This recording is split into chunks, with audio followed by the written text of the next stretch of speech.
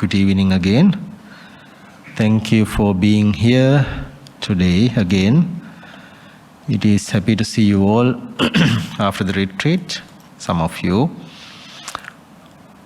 And today we're going to talk about the above topic which we just saw here. The topic is the importance of recollection meditations. I know almost all of you are very familiar with meditation. Meditation is a very famous marketing item in the world.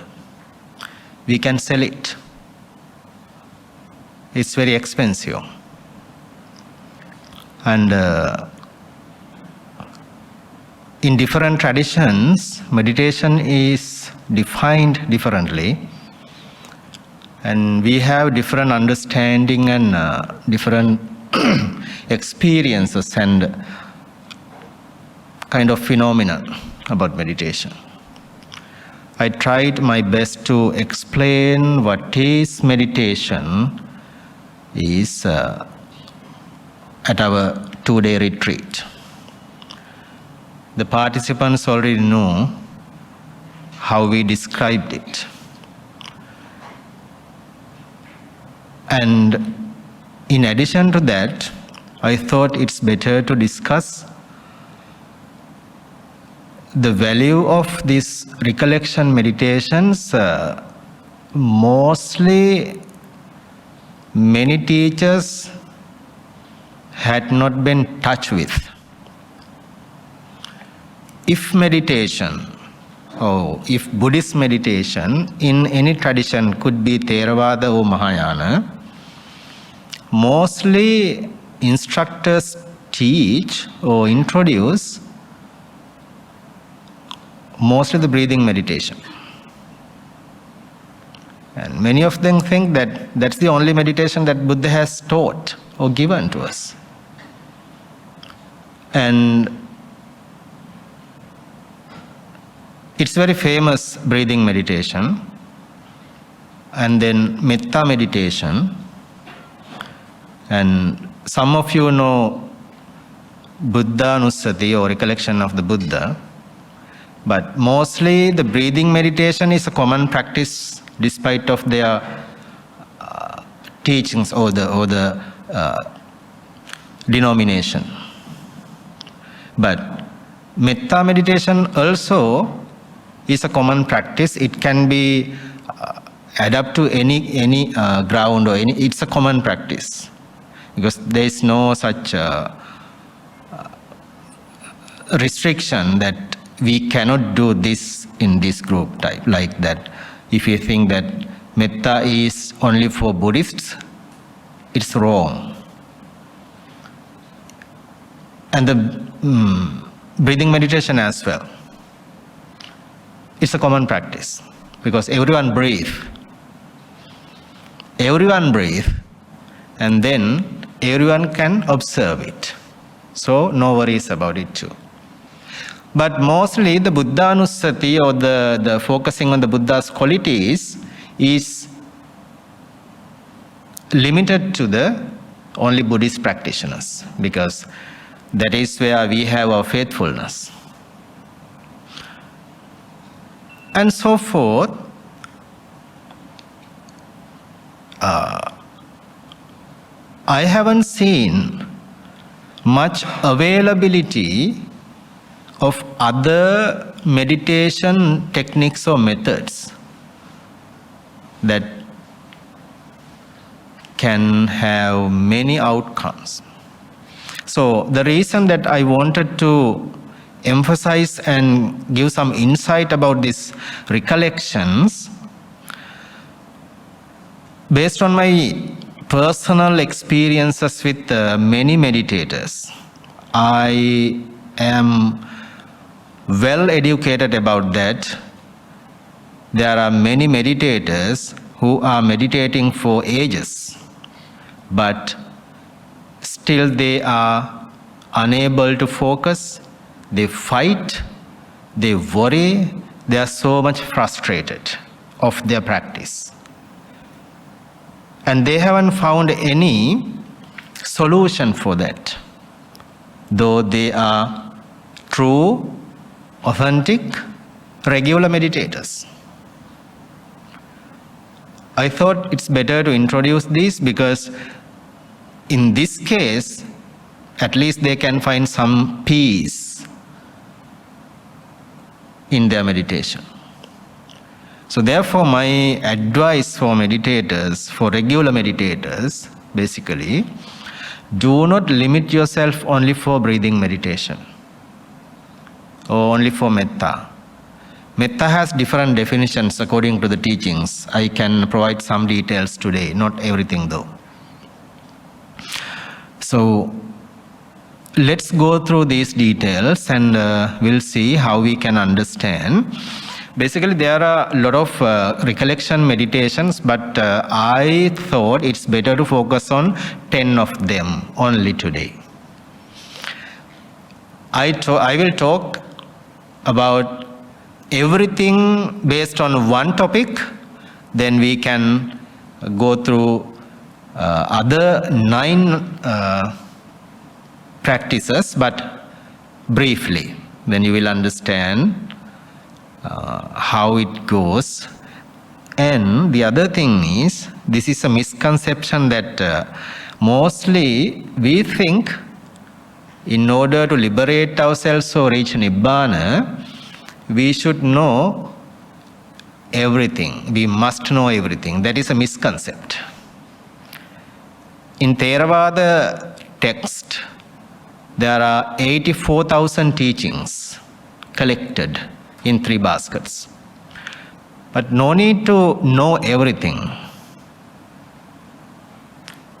But it's better to have somewhat knowledge. But knowledge is not enough.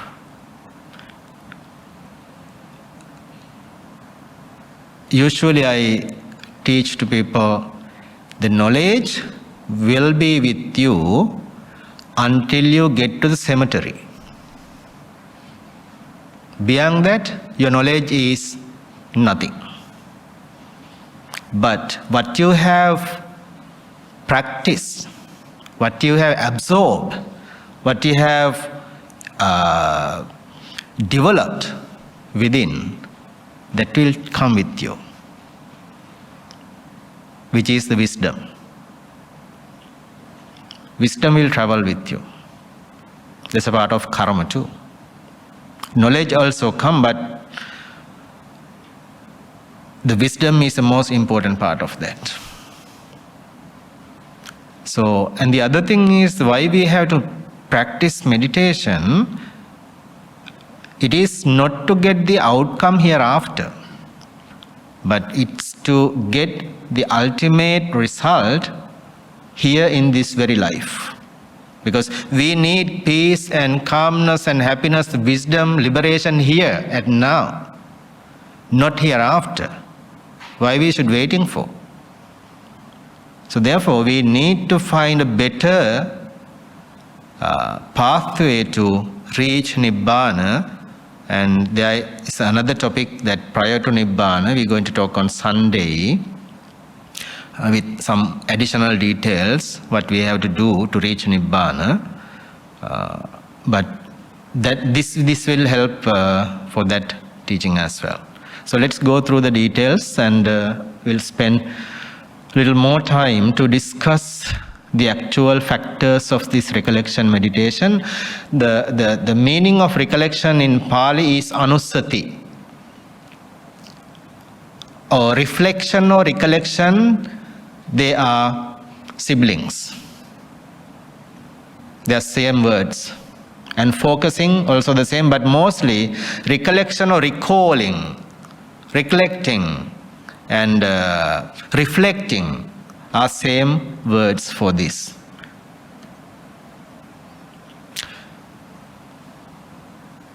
The sutra comes in the books of 6s, and name is Mahanama. Mahanama is Sakyan, a relative of Buddha. he has attained a higher attainment during the Buddha's time by associating the Buddha, and usually he visits the Buddha to discuss the Dhamma. And once he actually, based on his name, there are many conversations, discourses, but today I selected this one to get support for this teaching. When we go through this, you will understand that I am not emphasizing my own ideas or any my own interpretations. I try to just describe to get a sense for everyone based on the original discourses. And plus, I always say, I teach those based on my personal experiences. Then I can explain it very well, what I have achieved. So, just read here what Mahanama starts with this teaching. On one occasion, the Blessed One was dwelling among the Sakyans at Kapilavattu in the Banyan tree park. Then Mahanama the Sakyan approached the Blessed One, paid homage to him, sat down to one side and said to the Blessed One, no need to describe those, just the story. Bhante, how does a noble disciple who has arrived at the fruit and understood the teaching often dwell? There is something to say. Mahanama asks, a person, a disciple who have achieved and understood what you have taught to us, and how that person dwell often, how that person spends his or her time most oftenly without harming to the concentration or without distracting, having less distraction. And then Buddha describes in this way. Mahanama, a noble disciple who has arrived at the fruit and understood the teaching, often dwells in this way. Here Mahanama, a noble disciple, recollects the Tathagata thus.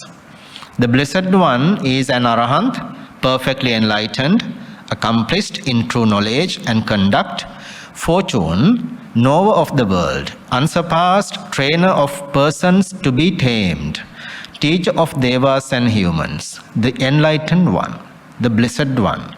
When a noble disciple recollects the Tathagata. So I'll stop there, then we need to go to the next slide. But here, with this meaning, what you can imagine in Pali. Do you remember what it is about? Itipiso Bhagava Arahang Samma Sambuddha. When you recite that statement, this is the meaning of it. The 9 qualities of the Buddha. Buddha has not only 9 qualities, he has 9 aggregates of qualities. Aggregates means huge collection. Then he has 9 aggregates of qualities, not just only 9 qualities. And this is a summary. This is a summary of his qualities. So, he is an Arahant. So, Itipiso Bhagava Arahant, an enlightened being. And Samma Sambuddho, perfectly, his enlightenment is completed. So Vijjacharana Sampanna, accomplished in true knowledge and conduct. He has achieved his wisdom, and his charana means his moral conducts are completed. His behavioral conducts are completed. That means he has completed his sila. There's no adjustments, there's no marks, there's no blemish. Everything is completed. And fortune, he is the most fortunate one. And he knows everything. He knows everything which a Tathagata or the Buddha must know. But don't misunderstand. Even though the Tathagata or the Buddha can understand everything, Buddha knows everything, he don't seek for gossips. Like sometimes we think that, oh, if I know everything, everyone get frightened. Why? I can see everything. No. That is not the practice. It's gossiping. If Buddha wants, he can look for it, or he can reflect on it. He can see for it. But he sees only for wholesomes and only for useful things, not the gossips. And he is the unsurpassed trainer of persons to be tamed. That means we call Anuttaro Purisa Dhamma Sarathi. Yeah. So he can tame anyone that to be tamed in the world by teaching, by advising the Four Noble Truths. He can tame them. So we have some issues with taming people and dealing with people, right? But Buddha has that power. He has the ability. He's well trainer. He's a good trainer actually. He can tame anyone. And teacher of devas and humans. Buddha is the teacher for deities, for the heavens and for humans. Why is that? Because the animals do not have any benefits from the Buddha. Why? Animals have no capacity to enhance their wisdom. They have very limited capacity. They know how to bark, right? How to smile, how to shake the tail, and how to be friendly humans with their owners. Other than they have no bigger wisdom. Their understanding is very limited. So why Buddha is the teacher for humans and devas? Because we are the beings that have the most biggest capacity which can expand, extendable capacity for us. And the wisdom, we can expand our wisdom, we can develop the wisdom. Until when? How long can we develop our wisdom? What's the ultimate result? Liberation, Nibbana. Nibbana is the ultimate achievement. So then we can develop that to that level. So that's why Buddha is a teacher for humans. So why for Deva? The same thing. And again, the other question is, those are kind of historical things, that why Buddha came to the human planet. Because Devas can see us, but we cannot see them. There's no interaction sometimes. And then when Buddha here in the human world, he is benefited for both worlds rather than being in the Deva world. So therefore Buddha is the teacher for Devas and humans, and the other beings also is benefited, but mostly this is the foundation, this is the most important place in the world. And then enlightened one and the blessed one. So those are the 9 qualities of the Buddha. Then when a noble disciple recollects the Tathagata on so then a person reflect or focus on these qualities of the Buddha. This is very briefly. We have to understand, we need to get the details of these qualities. Why Buddha became an Arahant? And why Buddha is perfectly enlightened? Why Buddha is accomplished in true knowledge and conduct? Then we have to get the information. So once we focused on this information broadly, our mind is absorbing the qualities of the Buddha. It is not distracted because of the focusing on these details. And then what happens? When a noble disciple recollects the Tathagata, on that occasion his mind is not obsessed. Here, Tathagata,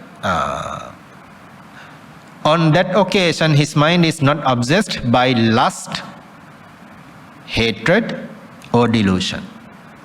On that occasion his mind is simply straight, based on the Tathagata. A noble disciple whose mind is straight gains inspiration in the meaning, gains inspiration in the Dhamma, gains joy connected with the Dhamma. When he is joyful, rapture arises. For one with a rapturous mind, the body becomes tranquil.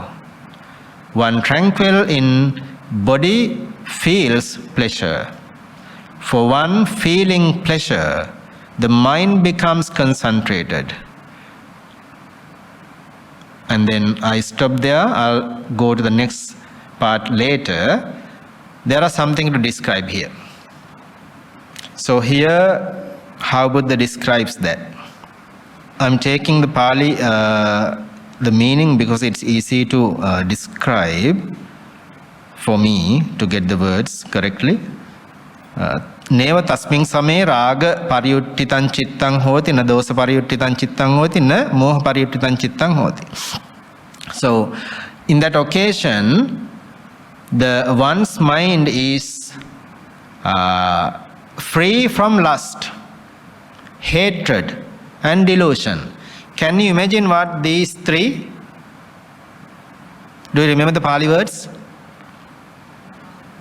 Lobha, dosa, moha. What those?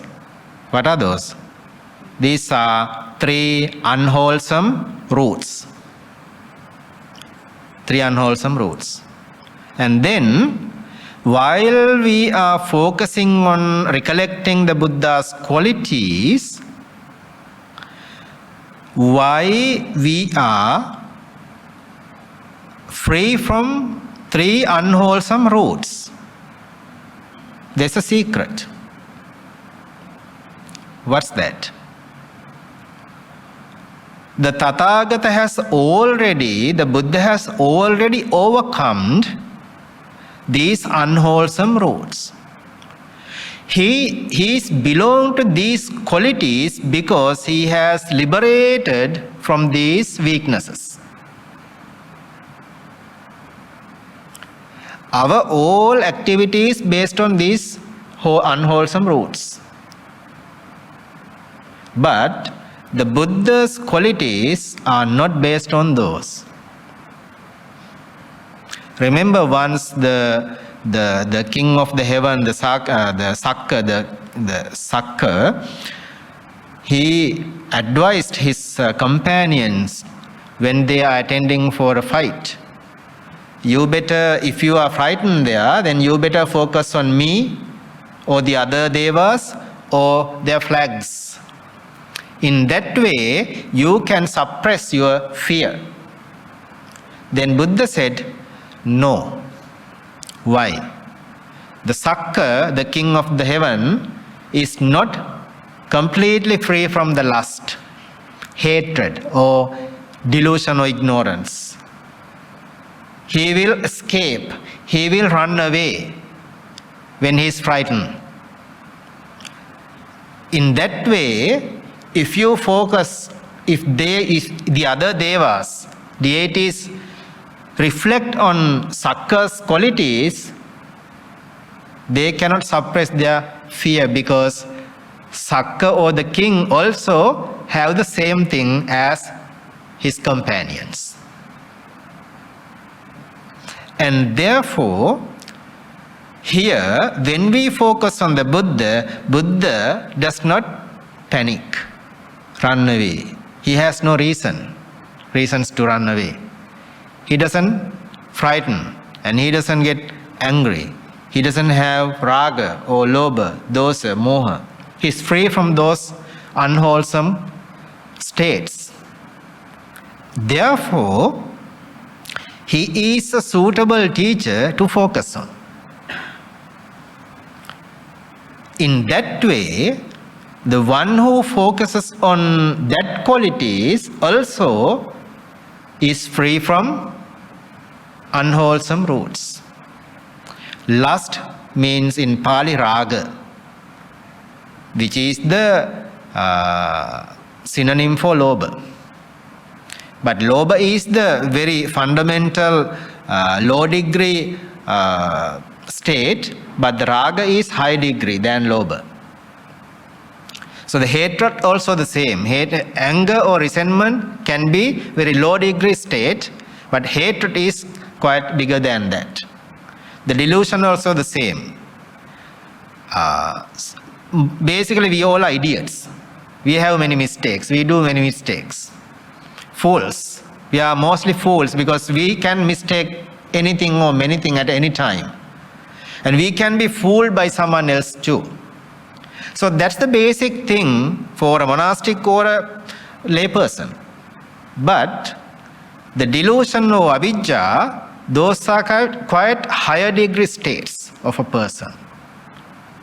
One can cheat us, fool us, but we are not ready to be in that state for all the time, right? Then we can awake ourselves.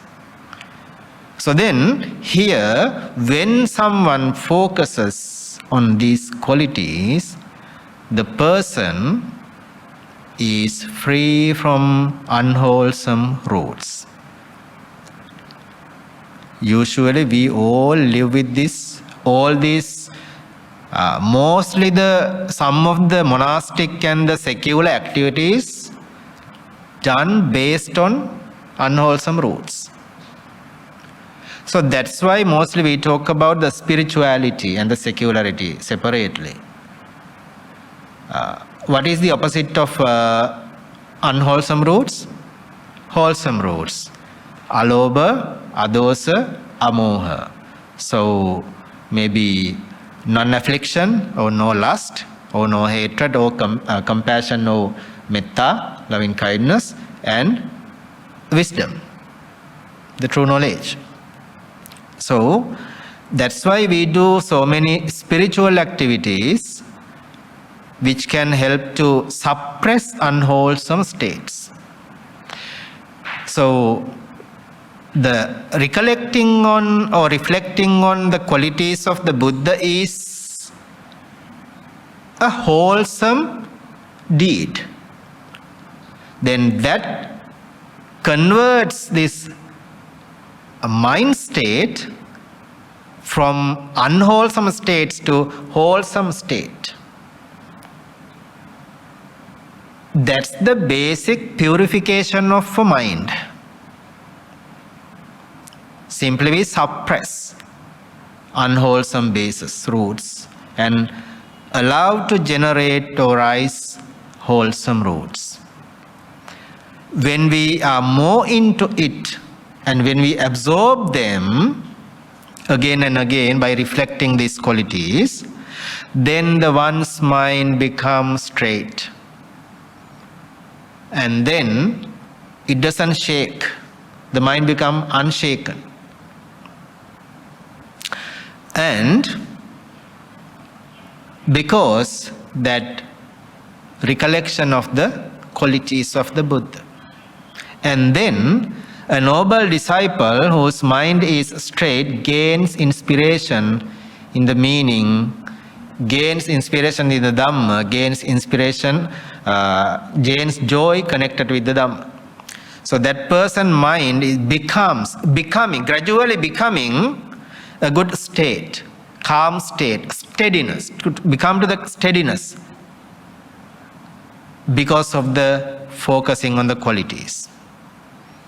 And then once the mind is firm, steady, there is something happening. What happens there? In Pali it says, Labati Dhammopasangitang pamujjang pamuditassa piti jayati piti manasakayo passambati passaddakayo sukhang vediyati sukhino chittan samadhiyati. So this is what I wanted to emphasize for meditators who had attended to the retreat and regular meditations, and this is what you gain as concentration. Here the Buddha says, when we are inspired with the Dhamma and the qualities of the Buddha, and this is what happens, the mind becomes rapturous, joyful. Meditators can experience it, because once the mind is calmed, relaxed, the rapture or the joyfulness or the happiness arises. Sometimes a tiny bit of happiness based on the observation. And then that increases and it becomes more and more. In that way, joyfulness or rapture or the happiness is in present. You can experience it. Even now, if you are truly focused on what we are discussing, your mind is not distracted by hindrances. You are truly focusing on the qualities of the Buddha. In this occasion, your mind must not be obsessed by hindrances. Then you are free from unwholesome roots. You are with wholesome roots. You can feel it. You can experience it in this very occasion. So in that way, for one with the rapturous mind, when the mind is joyful and rapturous, that person's body becomes tranquil. What is the tranquility here? The body becomes very light and relaxing. It becomes to this stage. And the weightness of the body is gone. It becomes light and light. Heaviness of the body is gone. It's very relaxing. If you have closed your eyes and observed this, definitely you will feel the body feels like floating. You can experience it. And then, when the body is tranquil, body also generates the pleasure. That pleasure does not belong to the samsara. It belongs to the spirituality. Before this, we feel happiness, we feel joyfulness, but it is as the outcome of our pleasurable experiences. This is free of them. This is a spiritual experience. And then the body is generating a lot of pleasure, happiness. Simultaneously, mind is increasing the steadiness and joyfulness. They get connected together, the tranquility of the body and the mind. And then, when they are connected, mind becomes steady and concentrated. We call samadhi. You know the word, right? Samadhi. So samadhi is not a state that we can create. Samadhi is a result which arises automatically based on the practice. No one can create or hand over samadhi to anyone else. Sometimes meditation masters say, you have gained samadhi. We can judge. Based on practitioner's statement, we can give a clue, give some hints, but we cannot give a firm certification for that. It's a person's ability, capability. And then this concentration can be developed. So remember, we talk about jhanas.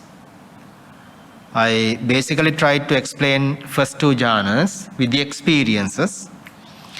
I mean, practitioners also had some experience on that. And then that concentration should be increased and developed, cultivated more and more, again and again. We should do it frequently. Then it becomes bigger. Bigger means stronger. When the mind is concentrated and trained enough, no need to fight to gain concentration all the time. Once you sat down, focused on the object, within few seconds you can get the concentration because that you have trained enough yourself. No need to struggle on your posture. Those who have not trained enough, they always keep struggling to have a couple of minutes of calmness in the mind. They keep struggling. We should have a proper path. It doesn't matter where are you, in a bus, in a train, in the temple, at home. You can see that calmness, you can see that steadiness of the mind. It depends how you want to do it. And then this state, which we call is samatha. How we gain that? Based on the Buddha's qualities. We converted or we lifted our unwholesome states to wholesome states, and we let it grow. And then the mind and the body connected with steadiness, joyfulness, and the tranquility, and they both together generated or supported to arise to the concentration. The mind became concentrated. We call samadhi, or that is we call samadhi in samatha practice. That's the samatha. And we have two streams of meditation, right? Samatha and vipassana. Once a person achieved this state, from there that person can develop vipassana. Vipassana is another topic which we are going to talk on Sunday afternoon from 1 p.m. Those who have somewhat experience with samatha and the developed mindset, then they can attend for that session as well. And we'll talk about how we apply and cultivate vipassana qualities within. So this is just only samatha concentration. The concentration can develop as vipassana concentration as well. Then it becomes another state later. So here, once the mind is concentrated, again back to this statement, this is called a noble disciple who dwells in balance amid an unbalanced population. So among strugglers, among a crowded population, this person can live very happily without any distraction, because of the steadiness and the concentration. And then who dwells unafflicted amid an afflicted population.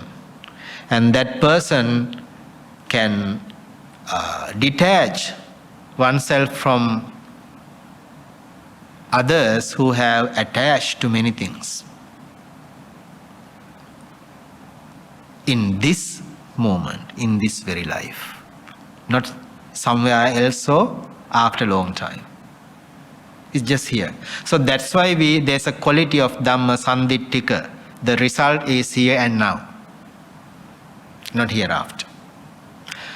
As one who has entered okay, so that is the end of this discourse, not the end, but I just wanted to get these basic details. This is how we focus on these reflection meditations. Now we are going to move to the other teachings. We need to save time for the audience too. Therefore, this is the recollecting of the Buddha. And then what is the next one? Recollection on the Dhamma. So Dhamma qualities, right? There are 6 qualities of Dhamma. We recite it as Swakhato Bhagavata Dhamma, right? And you may go through, because we have chanting books and so forth, you know the details. And Sangha, qualities of Sangha. Supatipanno Bhagavato Savasango, so forth. And 9 qualities, right? All together, how many qualities of Triple Gem?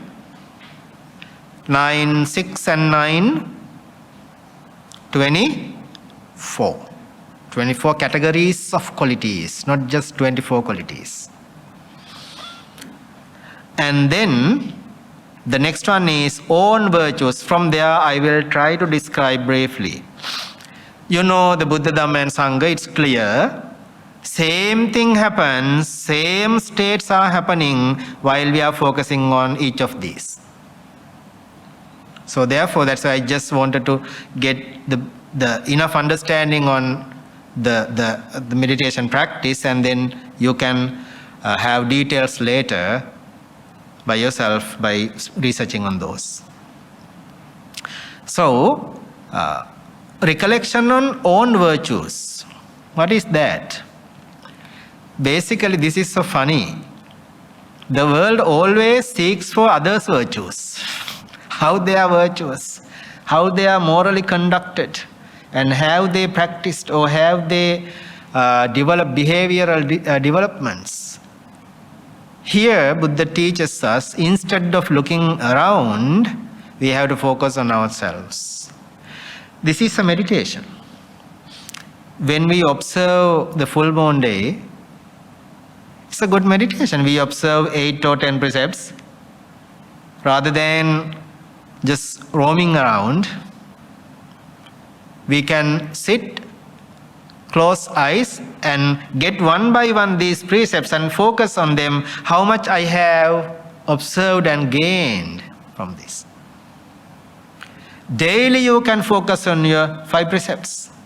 End of the day, until you go to sleep, then you can focus on your own virtues. That's the reflection. Then here we focus on how much have I developed my virtues. What mistakes I have done today. And is there some kind of blameworthy things like blemish things then from the community? And then we focus on those. So I have a definition for it from the discourse. I will read it. Didn't put all the details here. So this is how we see our own virtues. We think that we should reflect on that as unbroken, flawless, unblemished, unbroached, free and praised by vice, ungrasped, leading to the concentration. This is how we seek for the Sila. Means unbroken Sila. That means we maintain the connectivity, the consistency of the Sila. And then unblemished, what is that? if someone blame for my behaviors, it's kind of blaming, right? And then I'm perfectly protected my Sila. I mean, I'm well behaved.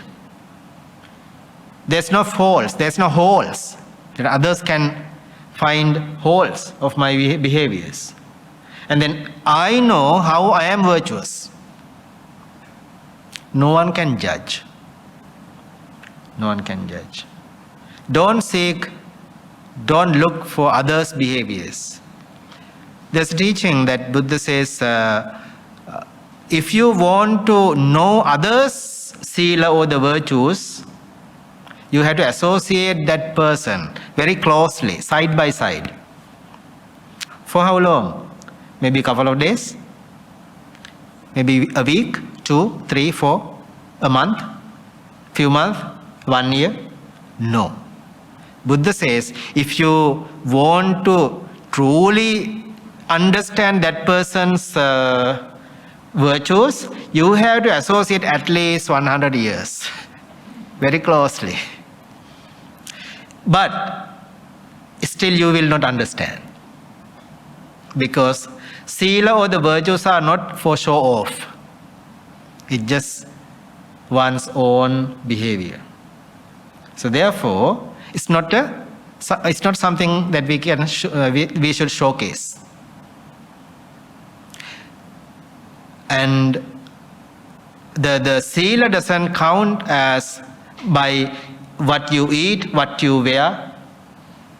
It's not that way. The sila always count in how you talk, what you talk, and how you act physically. Those are the fundamentals for that. And then we focus on that. When we focus on sila, one's mind becomes steady and free from unwholesome roots and converts into wholesome roots and generates wholesomes there, and the steadiness is there, calmness is there, joy is there, happiness is there, concentration is there. It's another way of concentrating, recollecting.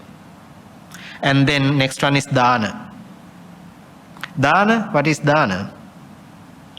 That's your own generosity. You all are so generous in many ways. And then instead of spending time, wasting time, you can always focus on your own generosity. And I have done this much. I have offered this much. It's not about the numbers. Your own sacrifice. Not only for Sangha, only for temples, for anyone else. You have, what is simply dana, meaning of dana? Giving, letting go, giving up. The meaning is dana is giving up, letting go, free from lust or free from lobha. And then you have done it. Even now, you're giving up your time. And you provide your energy to this. And now I'm giving up my knowledge for everyone's sake. And then, this is a practice. Providing dana, doing dana. And we focus on our own dana, own generosity, generous actions. And in that occasion, the mind, when we focus, in that occasion, the mind will become concentrated, as we stated above. It's another way of samatha. And then deities. What's about deities? Devas. It is not reflecting on devas to be a deva. The advice from the Buddha is, we reflect on devas because these beings have become this state, being as a deva, that because being in the human world, they have developed dana, sila, bhavana, these qualities, wholesome qualities. Based on their developments, now they being devas. And then we focus on that qualities, thinking that I may also develop those qualities. Not to be a deva, but to develop oneself. Once still we focus on wholesomes. And then one's mind becomes concentrated. And the next one is Nibbana Upasamaya. Upasamaya means one can focus on Nibbana. Nibbana means willingness of liberation, willingness of be free from samsara, expectation of liberating oneself, achieve the Nibbana, and satisfaction of the path. And when one focuses on that, again it's about unhindrances, liberating from hindrances at that moment, and the mind becomes steady. And the other rest you already know, recollecting on metta, loving kindness. I have to introduce another 4 steps here, then therefore I would rush for this. What is asubha?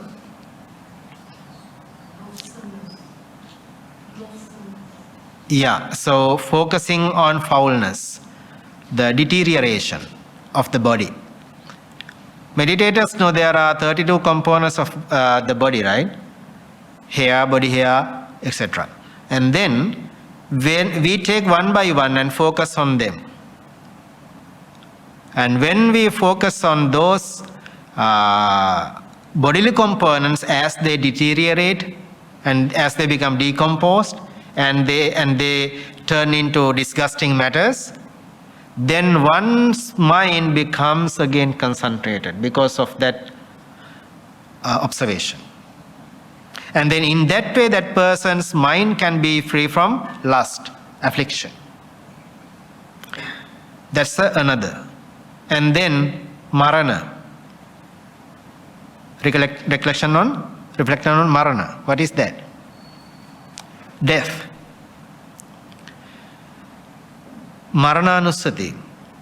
So Buddha asked us to focus on the death, that because we all can die at any moment. We all are instantly dying, right? Every moment we have a death. We keep dying, getting close to. And then we need to focus on that. That doesn't mean I'm dying. So we'll die, but we focus on the death. How that happens to me? And we focus on that and go through the 4 protective meditations in your chanting book. It's there, and you can see the meanings. Even I have copied from that the meaning, because it's very understandable what Vanayaka Hamduru have done. So, and then karuna. What is karuna? Compassion. What is compassion then? The heartfulness, feeling that kind of ayyo, right? Once when others have some suffering. So we have more, it's not sadness, it's not suffering, it's a state of being kind-heartedness, and more accepting or having some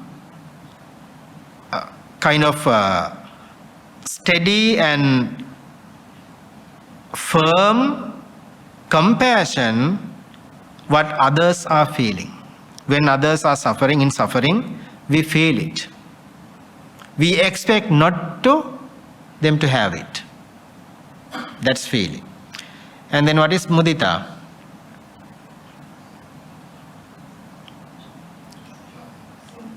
Sympathetic joy. The word that I use is altruism. Unselfish concern. Unselfish concern, altruism. Altruistic joy. Why is that? Because Mudita means not being jealous or jealousy what others have. That's the meaning of it. Being satisfied with what I have. Being satisfied with what I have, not being jealousy what others have. We call altruism, altruistic joy or sympathetic joy. And we focus on that too. What is upekka?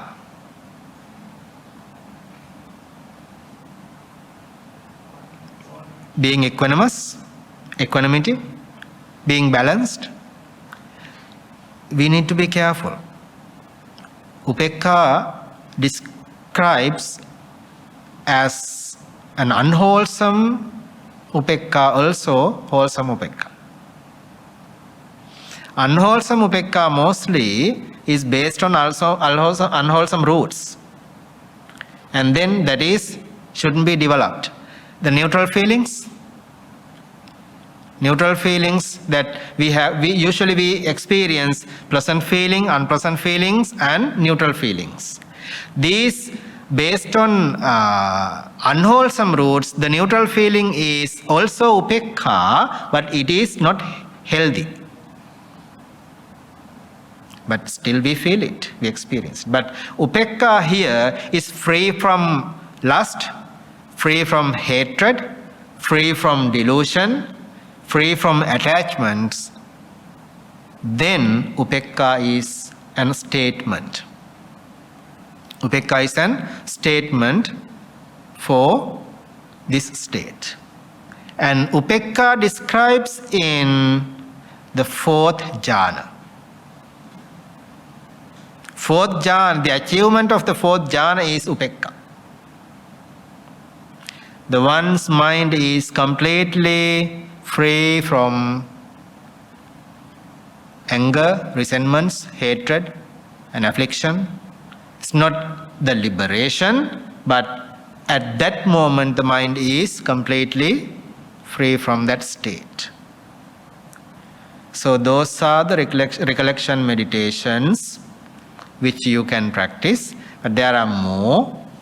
You can investigate those, and when you observe, the initial details can be achieved. So it's up to you how you want to practice. And my advice is, do not just rely on the breathing meditation. If you cannot focus through, if you cannot achieve concentration through breathing meditation, first try any of these, and then make the good surrounding a good background, a platform. Then based on that, practice breathing. I guarantee that you will gain the concentration out of breathing as well, if you do. Without, there's no guarantee. So the only thing that we can take the horse to the water, but we cannot make it drink. So now horses are near the water, they should drink. It's up to the horses. Here I will stop. Before focus on any questions, let me tell this too, to complete the teaching here. There's another discourse. I do not want to get all the details at this moment, but this is a brief introduction for that. Once Buddha said, there's a person who reflects on loving kindness or any of these meditations. That person gains concentration, and then he rejoices. He clings to it. He loves it.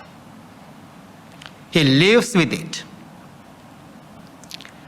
As a result of that practice, Hereafter, he becomes one of the devas or brahmas. He born in the higher realms. And then he spends time there. But when the time is spent, he will come to a human world again. Or maybe he will be born as an animal or hungry ghost again, as a result of metta practice. Why that? What's the reason? What's the reason? Correct. The affliction, the love, the attachment, the clinging to what? Metta concentration. That means he is not free from samsara. He's not free from samsara. He can become another being later once he done with these outcomes. He will be in Deva world or Brahma world until he get the outcomes or fruits from what he have practiced. When it's over, he will fall down somewhere else. That means cycle is keep happening. And the second person practices, achieves, does not cling, does not attach, does not love, but develop the vipassana. And then that person also becomes one of the devas or brahmas. That person either will finish his journey or be enlightened there, or will come back to the human world, but not falling into the hell. And then will liberate here or there. That because unafflictions, unattachments, detachments, not clinging. That means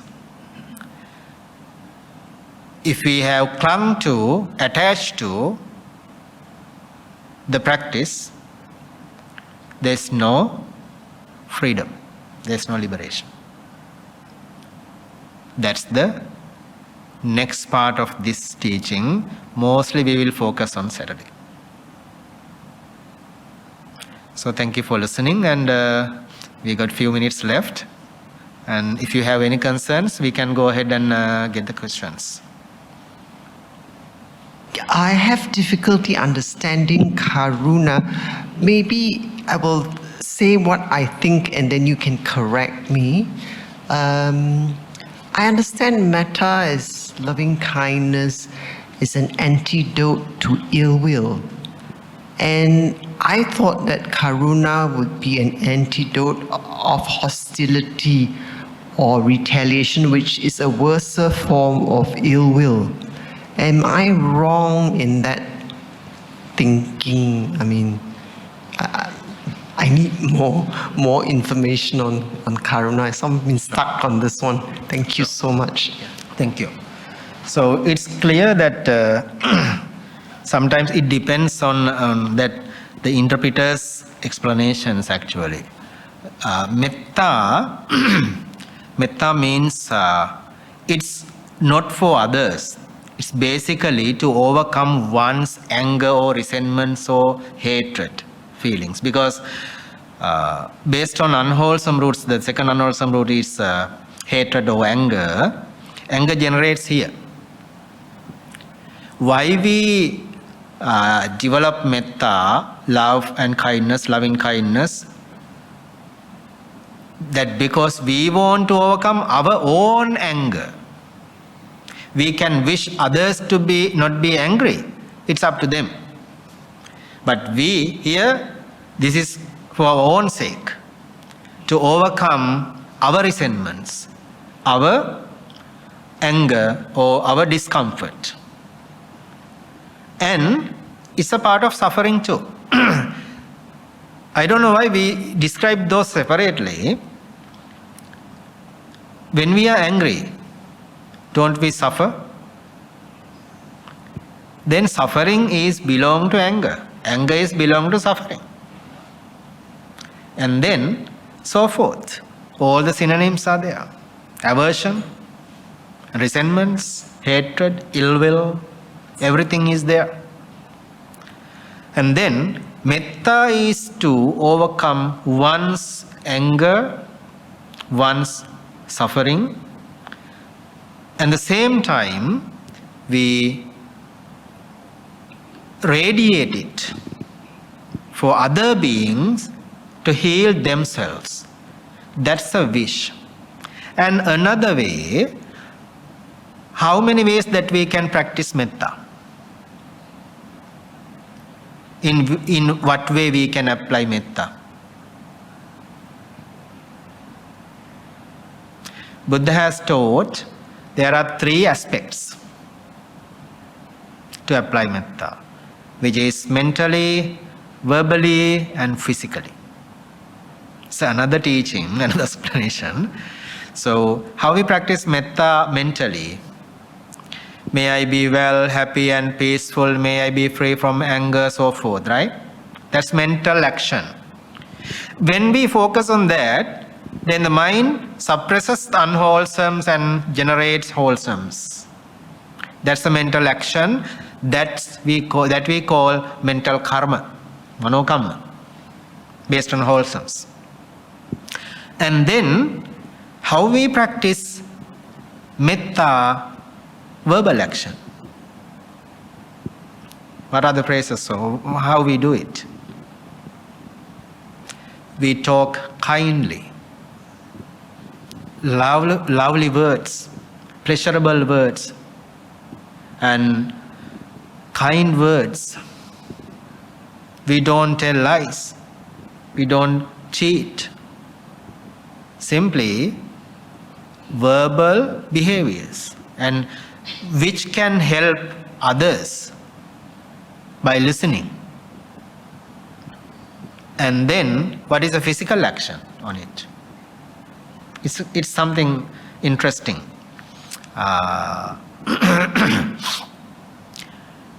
Let me ask this. Sometimes if you happen to meet a hungry person, that person is begging or asking food. You are a metta practitioner. You have so much kindness, compassion, love for the all beings. And then, what is the most practical, pragmatic way to apply metta with that person?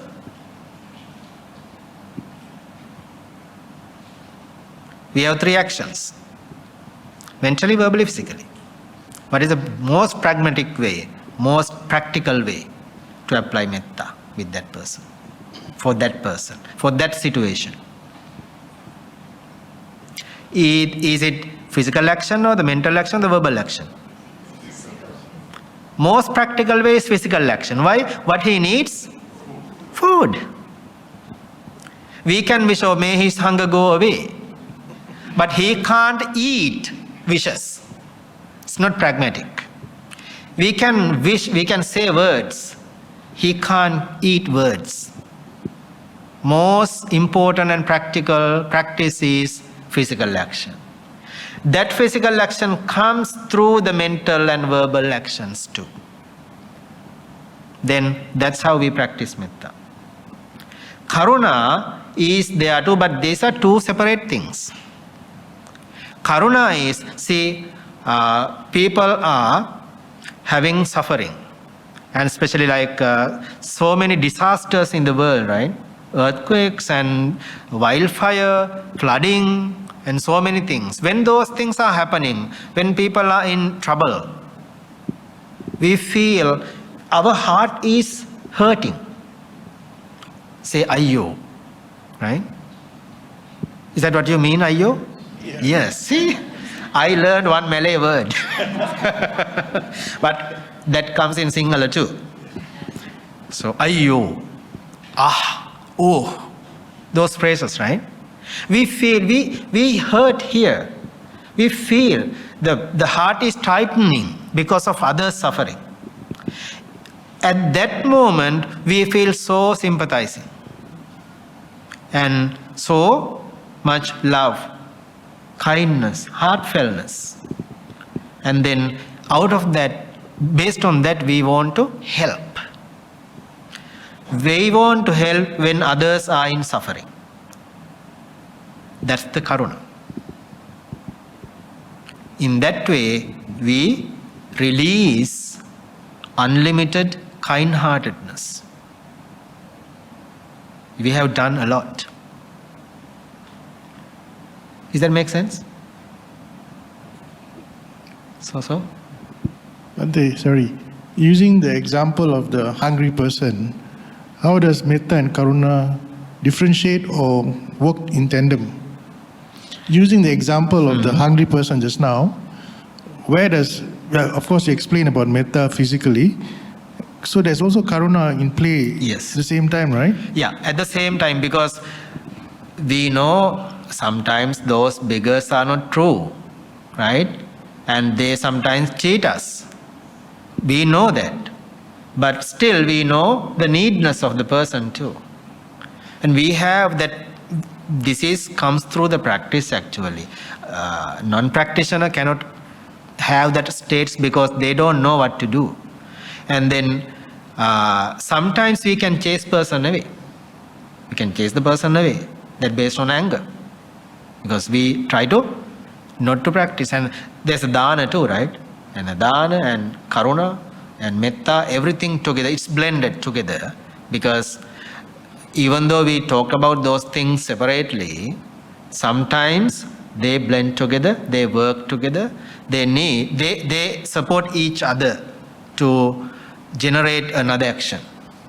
So therefore karuna is there because that's why we feel so sad about that person's needness and we want to help. And also we wish him to be comfortable. That's a part of metta, right? I want to be comfortable, that person needs to be comfortable too. So then we apply everything together simultaneously and then make it happen. But when we talk, we separate out.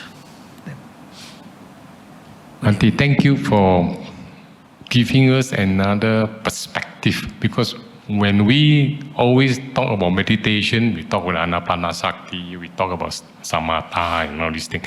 So now when Bhante now start coming to this recollection, okay, so is this recollection a form of meditation?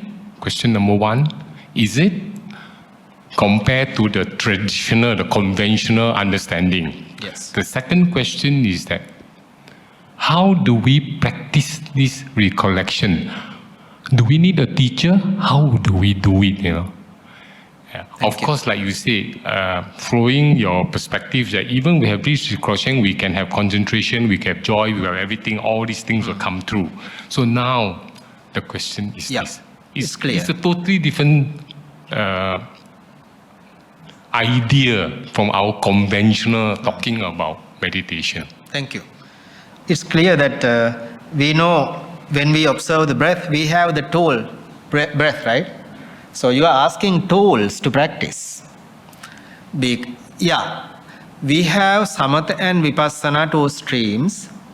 This recollection, meditation, also samatha and vipassana.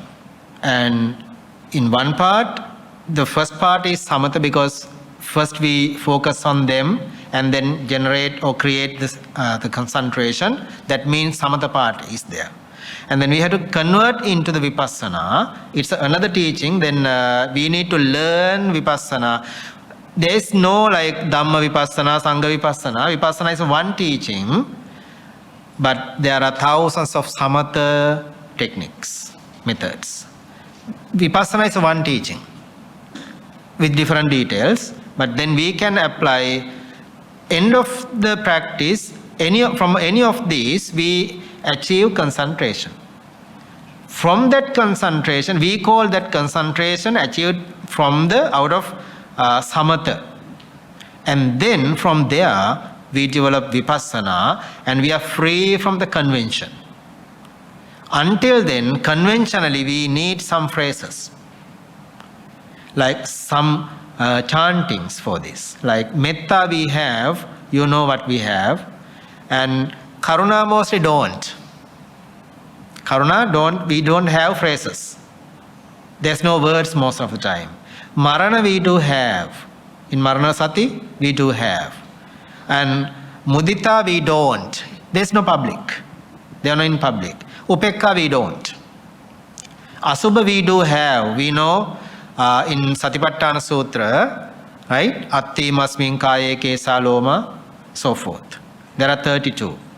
And then Nibbana we don't. It's not in public. For deities, no. For dana is no, but we can make it. I have made those. It's in the virtues. We know Sangha, Dhamma and Buddha because we have the praises. Dana basically, this takes long time to describe those detail by detail, but to support your question, what we do is, we don't get whole bunch of generous actions at once. We know what we have felt, mostly dedicated dana maybe. We get that, and now we know how we were rejoiced by that dana. And we get that happenings there, what we have done, what we have dedicated, how we have done it. We get all these details which can make me happy. The purpose is this observation to suppress unwholesome roots while observing. Therefore, at any dana there can be mistakes too, because none of us perfect. Therefore, we don't focus on these mistakes. We focus only the goodness. And then based on that, we try to, as much as we can, we try to stay on that qualities. It comes from previous experiences. Previous means from the past days. And then we focus on them. While we are observing and looking at them, detailing out them, how we done it, then the mind becomes calm and relaxed and based on wholesome roots. That's how it happens. And the deities also the same. They have become to that state practicing wholesomes, goodness. Again, dana, sila, bhavana. Dana is generosity, sila is virtues, meditation is bhavana, right? And by practicing, developing those qualities, they have become. And then here, there is no such praises or such guidelines. That's how we have to do. You can have your own phrases when you want to practice it.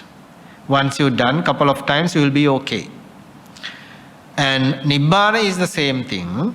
We know we need to achieve the Nibbana. This human life is the most valuable time, and human life is the most important life that one can achieve Nibbana. Plus, we are disciples of the Buddha. And then that's another important thing, because non-followers can't do it. And then we know what we want, and then based on that, we see the importance of Nibbana, how we achieve Nibbana. The important thing again of this focusing is suppressing the hindrances there. Hindrances arise that because unwholesome roots. I know that is not a direct or clear answer for you, but for the time being, I think this is what I can say. But later, I can share one document with Mr. Leslie to share with the public. I have wrote down praises for Metta, Karuna, Mudita and Upekka. You know Metta, but for Karuna, Mudita, Upekka I have wrote down. I can share it and maybe you can use those words too. That can support you for the practice. Yeah. I understand your concern.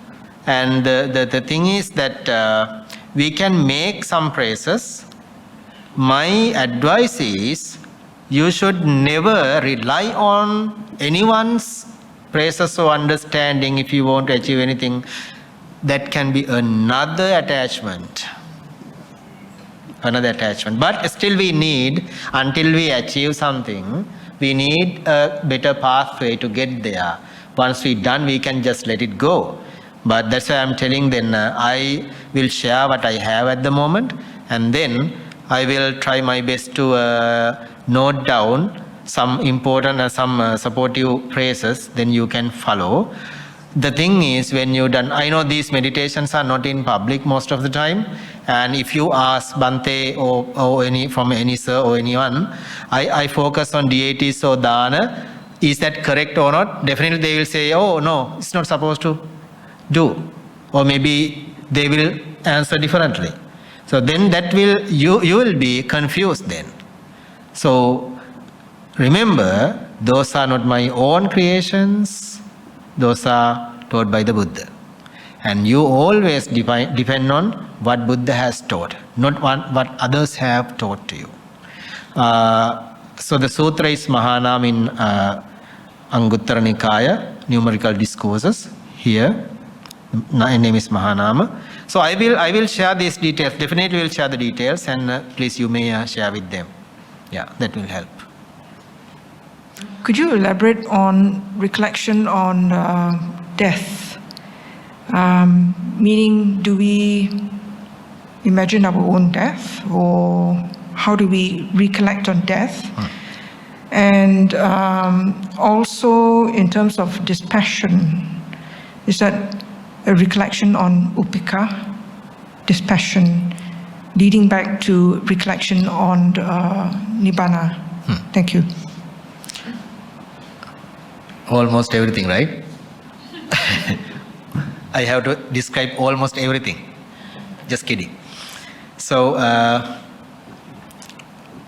marana, death. This is what can happen to us.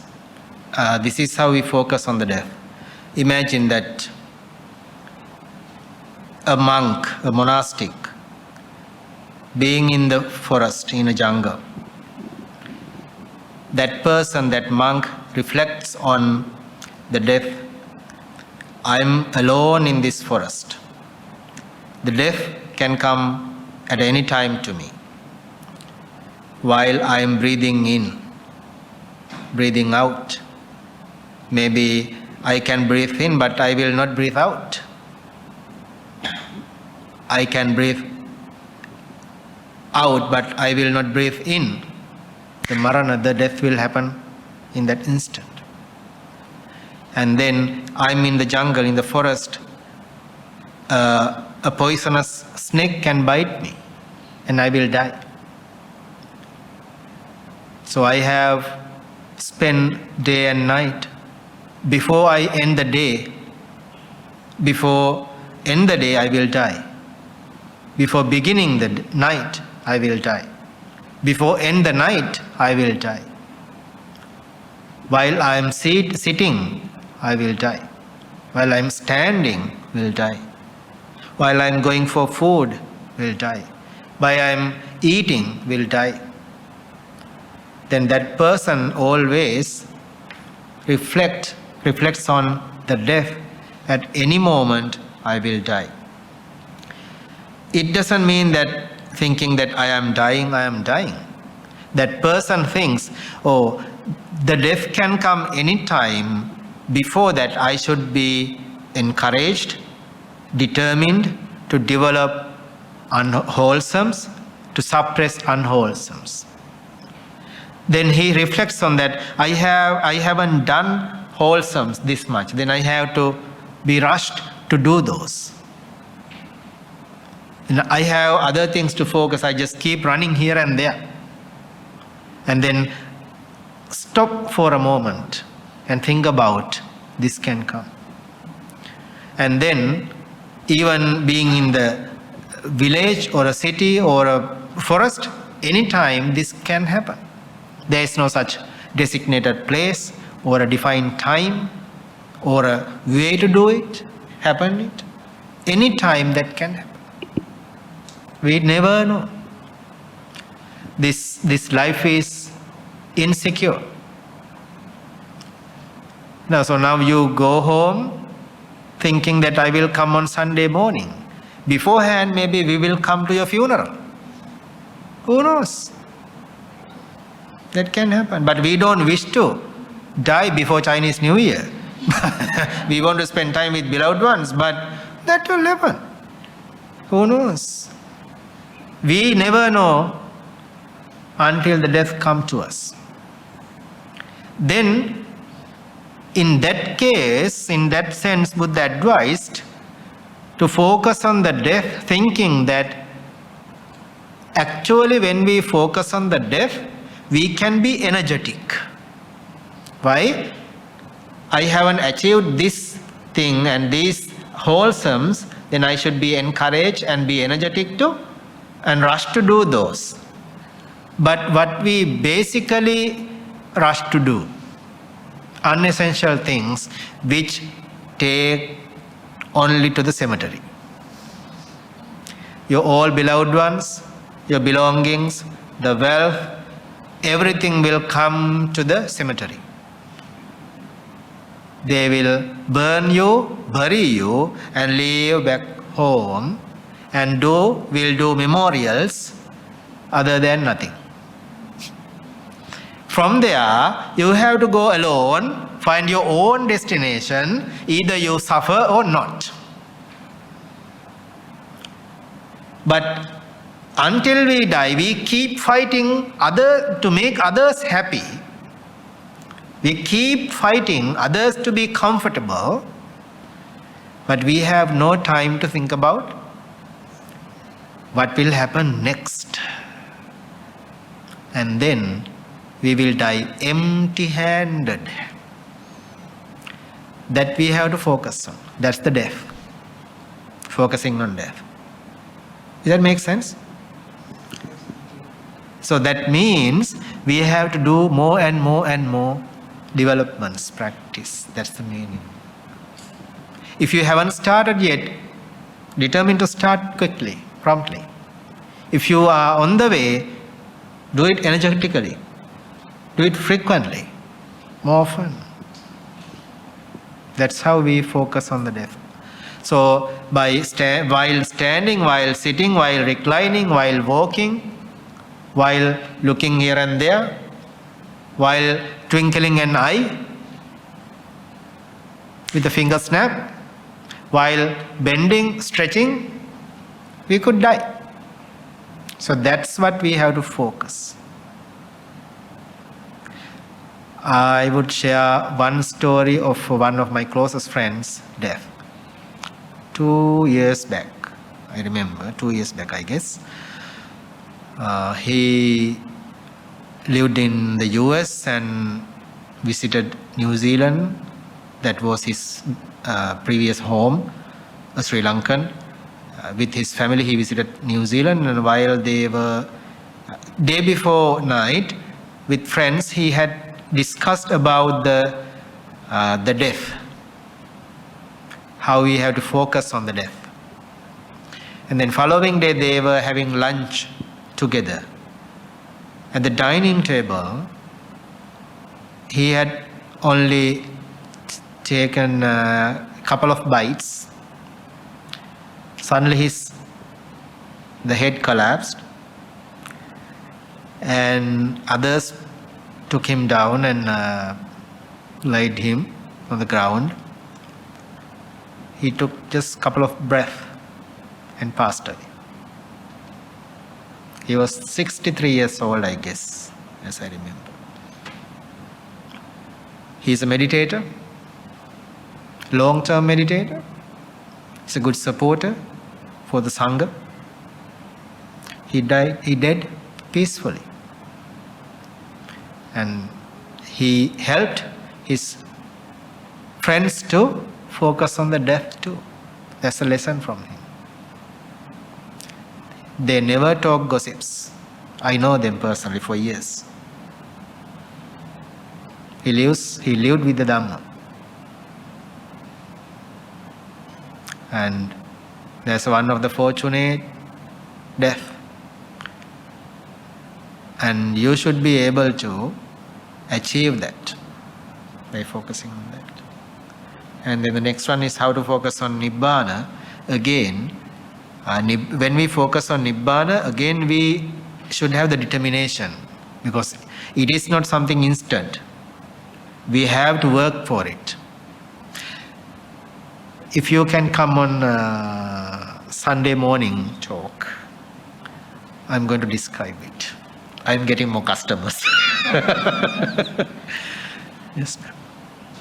Sorry, Bhante, I didn't make myself very clear, but could you also elaborate on dispassion, which I think could be related to upekkha, and how it could lead to recollection of Nibbana. Thank you. So basically, we should be equanimous, have a balanced mind, without clinging to the pleasures or the displeasures.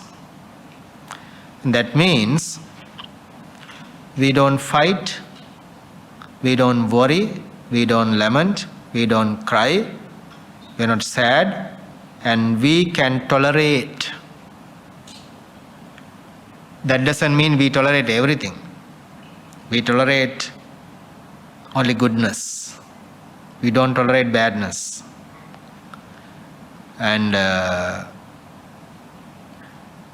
upekkha means not being attached to the pleasures or the displeasures, and free from those.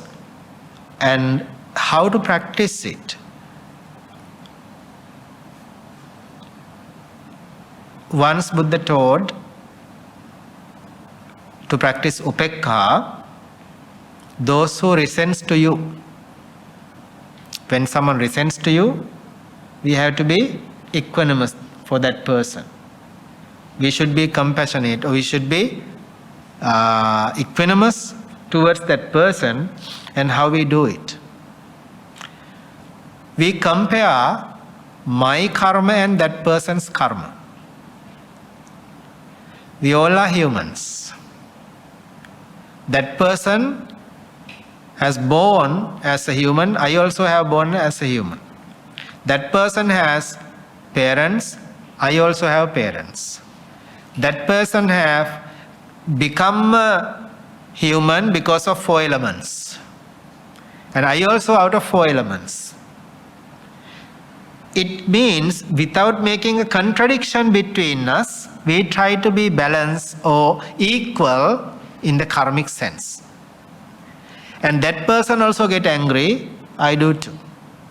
That person will die, I will die too. That person gets sick, I will get too. I'm getting too. So then I'm aging and that person aging too. We compare it. And then in that sense, end of the day, we all are in the same boat. Whether a Malaysian or a Sri Lankan or black or white or yellow or brown or Buddhist or Christian or Hindu, or no matter who we are, end of the day we are in the same boat with same karmic factors. I can tell a story. One day a person approaches to a road, entered to a road to go to a destination, but he doesn't know about the road conditions. He doesn't know about the road, and then he walks. A second person notices that. That second person knows that road does not have any facilities for a traveler. Then that person, the second person can think either, oh, he may be in jeopardy or trouble, or may he not be in troubles. That person can think either way. The second person thinks, may he not be in troubles, though he have no any facilities on the road. That compassion, that karuna, that kindness came forward. Buddha said we need that. That's the metaphor. what's the teaching is, when we see a immoral person, bad person, we know what is the destination for that person here or hereafter. Instead of wishing him to be in the hell, we wish, though that person is morally not behaved, immoral, thinking that person's future destination, we balance ourselves not to wish to that person to be in hell or in jeopardy because of his behavioral aspects. The funny thing is, if we wish that person to be in jeopardy or in trouble in the future, thinking and having anger towards that person, maybe we will be in hell before that person. Therefore, not to have that state, Buddha said, avoid the resentments toward that kind of persons too. Even though that person is very hurting me, troublesome to me,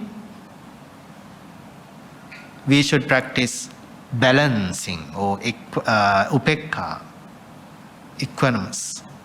equanimity for those people too. And that way, we can balance ourselves.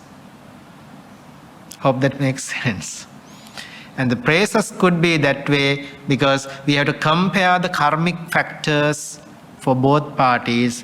End of the day, there is no separation between here the humans, among humans. There is no gender separation. There is no ethnic separations. There is no racism. Those are the things. No color. Equal. Just following up on her question about death just now. Most people have a fear of death. Is the recollection on death actually trying to eliminate that fear? Yeah. Rather than the way what you explained? Sure.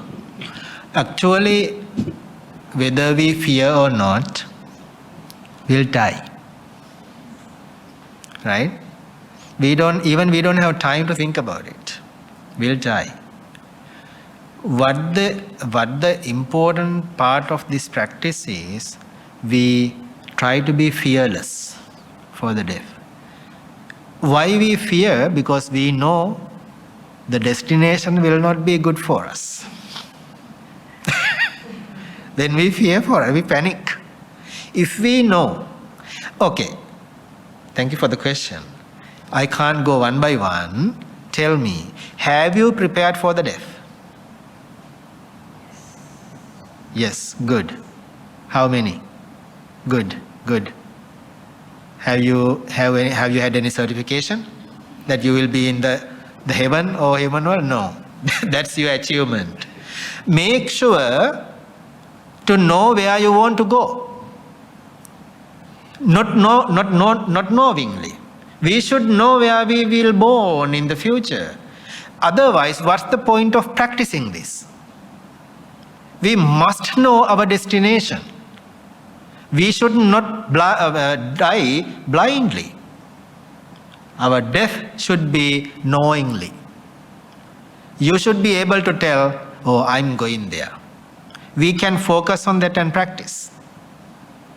And if you are aware of your practice, if you know that you do not kill, you do not steal, so forth, then you know what is you are doing. And if you know what you have achieved in the practice, then you know what will happen. So it's not something spontaneous. If we know what will happen, then we don't want to fear, panic. So the practice helps to not to afraid of the death at the last moment. It's not peaceful. See that person how dead? And then another person into 1996 or 7, he was a dedicated person to my temple in Sri Lanka. He had some heart attack and then hospitalized. He was very conscious, 96 years old, and then he asked his wife to come and he advised her, continue my goodness, good things. And then she continued. She died peacefully too. And then called his children and advised, you have to continue the support to the temple and you have to take care of the mother. You have to continue your goodness. Actually, whole family is a very dedicated family to the temple and in any way. And then he said, I'm going now. You have to take care of your mother. So I have earned enough during this time. So I stay good. He just closed his eyes. The fearless death. Fearless death. Every night when in the bed, I think, I may not wake up tomorrow morning. Yesterday my birthday. I wasn't sure that I will wake up yesterday morning to celebrate the birthday. Who knows? Who knows? Even today, maybe I will not have a single day to spend in my next year. And who knows, maybe Mr. Leslie has to break the door and take me out and send to Sri Lanka. Right? Yeah. I have an agreement with my fellow monks in Canada. If I die there, do not worry to send my body, coffin, to Sri Lanka. Just bury or burn there and send a message to them. Either they will cry or not. That's fine. Don't worry about that. Once we're done, there's no importance or value of that. So, try to be fearless of the death. But the thing is, those who do not practice or reflect on that, they don't know how to be fearless. Because they have so many millions of expectations before they die. But they die empty-handed. Another story of that, this is about a monastic. So, forest monasteries are mostly built to be alone with the practice, not to be crowded. But nowadays, we have temples in jungles. Not the forest monasteries, temples in the jungles. And one monk dwells in a forest, and then people started to get there. And it was distracting. Anyway, that he taught for them, and then after a while, one person suggested, Bhante, as we come often here, why don't we start building a stupa, a pagoda, that we can worship? Then they were inspiring the monk, and he thought, okay, we'll do. Then he gave his consent. They brought all the materials to build the stupa. They laid out the foundation. Then in order to because people cannot come all the time, and in order to communicate with the laborers and the masons and the donors, the monk should be able to communicate. Then they offered a cell phone. Then while he is going for food collection to the village, he asked from a villager to recharge the phone and bring it and communicate with people and do this construction. And then a while ago, at one night, he wanted to recharge because the battery was dead. He wanted to recharge the phone at night. He started to go into the village. He went to the village to charge the phone. This is a true story. On the way to the village, he was attacked by an elephant. He died. The construction is still there. The materials are remaining there. He's gone. With incompleted construction. Didn't complete the stupa. Same thing for us. The thing is, these people put him in trouble in another way, because he lost his practice and everything, and he was focusing on his construction. Unnecessary thing. For a village temple, it's okay because people come and there's a service, but in a forest monastery, it shouldn't be. Then these attachments make us happy, and at the same time we are in trouble too. I can share number of stories. So then, therefore, death may come at any time. Another brief answer, Buddha said, death may, the effort must be made today. Death may come tomorrow, who knows? When the death is coming to us, there is no such agreement by the Mara or the evil one to say that, hey, I could not achieve wholesome, so I could not practice. Please give me some time, then I will come with you. The evil one or the Mara knows that we never want to come. And therefore, at the right time, he just put us here and he want to take us back. We have no such agreement with Mara when it's ready. So therefore, whether we fear or fearless, will die. Therefore, please be energetic. We have very limited time. We never know, therefore, try to understand this. Be energetic. So that's how it happens. So we've come to the end of this evening's Dhamma sharing. So thank you once again for attending. As Bhante said, this Sunday at 10 a.m. is his last talk before he goes back to Canada. It's called Prior to Nibbana. Right? Yeah, that's the title. Prior to Nibbana at 10 a.m. on Sunday. Could I invite Sister Nancy to offer Bhante a prayer? I think we all appreciated Bhante's Dhamma sharing last Friday, today and Sunday, as well as the 2 retreats. Yeah? Let's put our palms together and say Sadhu, Sadhu, Sadhu. Thank you and have a good night.